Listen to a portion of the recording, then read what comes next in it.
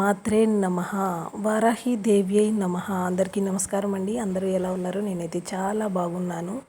కష్టాలు అనేవి అందరికీ వస్తూ ఉంటాయండి. ఆ కష్టాల నుంచి బయటపడటం కోసం పవర్ఫుల్ వారాహి మంత్రం ప్రతిరోజు కనుక జపించారు అంటే కష్టాలు అనేవి మన దరి చేరకుండా వారాహి అమ్మవారు చూస్తారు.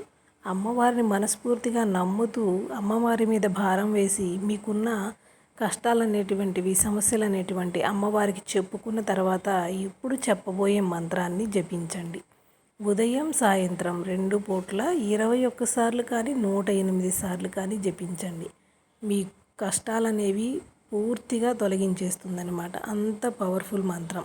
మంత్రం అనేది స్క్రీన్ పైన ఇస్తున్నాను.